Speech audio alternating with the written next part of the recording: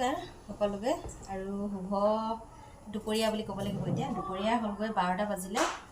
তো এইফালে এতিয়া ভাত বনাই লৈছোঁ। ঘৰৰ কাপোৰ কানি কেইডাল ধুই ল'লোঁ। ক'ৰবালৈ যাম বুলি ক'লে আকৌ বেছিকৈ কাম ওলাই নহয়, সেয়াই আৰু। মোৰ ভাতখিনি বনাই হ'লেই, মই চব কৰিব পাৰোঁ। মই এফালে কামো কৰিছোঁ, এফালে ভিডিঅ' বনাইছোঁ, এফালে মই ভাত বনাইছোঁ। আৰু অলপ দেৰি পিছত এতিয়া বিচনাখন তুলিম। বিচনা তোলাই নাই, 12টা বাজিলে। শেষা কথা আকৌ আৰু ইয়াৰ লগত জামে জনী ওলোৱাই নাই, মোক লগ ধৰিব আহিছে এজনী। মোৰ যে কাপোৰযোৰ পিন্ধিলে হ'ব এতিয়া। মই ভাজিখিনি বনাই লওঁ, বিচনা চিচনা নুতুলোৱে নেকি।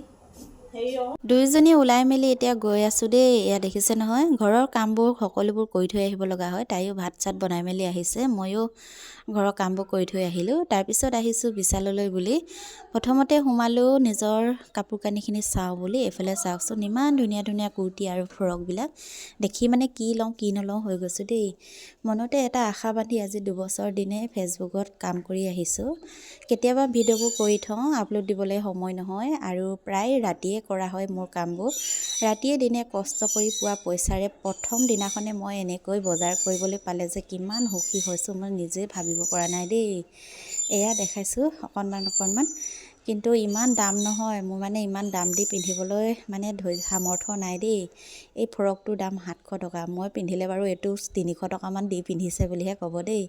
দুখীয়া মানুহ সোণ পিন্ধিলেও পিতল পিন্ধিছে বুলি যে কয়, সেই তেনেকুৱাই হ'ব আৰু। যিমান দাম দি পিন্ধিলেও আমাৰ নিচিনা মানুহক দামী কাপোৰ পিন্ধিছে বুলি কেতিয়াও নকয়। আজিকালি মানুহে কাপোৰ কানিহে বেছি চায়, কি পিন্ধিছে কি কৰিছে। মানুহ ঘৰে যে কেনেকৈ কি কৰিছে সেইটো নাচায় দেই। এইফালে এতিয়া বেটাৰ কাৰণে লৈ ল'লে খেলনা। সি যেতিয়াই টাউনত আহে এনেকৈ কিবা নহয় কিবা এটা নিজৰ কাৰণে লয়েই।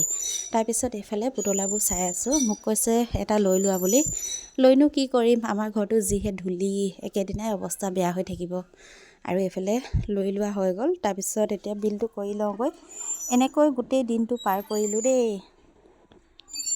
শাক খোৱা ভাত খোৱা ভিডিঅ' বনাই আপোনালোকলৈ আগবঢ়াই থাকোঁ। গতিকে আপোনালোকে অকণমান সহায় কৰিব, এনেকৈ চেনেলটো আগবঢ়াই নিব। আপোনালোকৰ আশীৰ্বাদবোৰ পালেহে আগবাঢ়িবলৈ পাৰিম। তাৰপিছত এনেকৈ ফাষ্টফুডত সোমালোঁ বেটাক ম'ম' খাবৰ কাৰণে। তাৰপিছত ছোৱালীজনীৰ কাৰণে চিকেন ৰাইচ লৈ লৈছোঁ। তাই আকৌ ৰাইচেই খাই ভাল পায়। তাইক মানে কৈছোঁ মই ৰাইচ নিম বাৰু, কিন্তু তুমি ভাতখিনি বনাই থাকা দেই বুলি কৈছোঁ। তাই মানে ভাত চাত বনাই ৰৈ আছিলে আৰু মাছো ফ্ৰাই কৰি থৈছিলে। মাত্ৰ আহি মই জোলহে বনালোঁ দেই। এনেকুৱাই হ'ব লাগে। ক'ৰবাৰ পৰা আহি ইমান ভাগৰ লাগে, আকৌ কৰিবলৈকে মন নাযায়। তো ইমানখিনি যে কৰি থৈছে সেয়াই বহুত বুলি ভাবিছোঁ। এনেকৈয়ে শাক খোৱা ভাত খোৱা ভিডিঅ' আগবঢ়াই থাকোঁ আপোনালোকলৈ। তাকে আকৌ কিছুমান মানুহৰ ইমানেই হিংসা নহয়, কি ক'ম আৰু দেই আপোনালোকক। হিংসা কৰিনো কি পাব, নিজেও বনাব লাগে পাৰিলে। আনক হিংসা কৰিব নাপায়, মই সেইটোৱে ভাবোঁ। সকলোৰে অধিকাৰ আছে নিজে কিবা এটা কৰা। আচলতে যিমান সহজ বুলি ভাবে ইমানো সহজ নহয়। কিছুমান মানুহে ভিডিঅ'ত উঠিবলৈ বৰ টান পায়। তেনেকুৱা মানুহক মই জোৰো কৰা নাই আজিলৈকে উঠাম বুলি। তো সেয়াই আৰু, মানুহৰ মাজত যে ভিডিঅ' কৰি অনাটো বহুত ডাঙৰ কাম। আৰু এনেকৈ আপলোড দিয়াৰ পিছত কিছুমান মানুহে হয়তো ভালকৈও ক'ব বেয়াকৈও ক'ব। তাকে আৰু আপোনালোকলৈ আগবঢ়াই থাকোঁ দেই। আজিলৈ আহোঁ, বাই।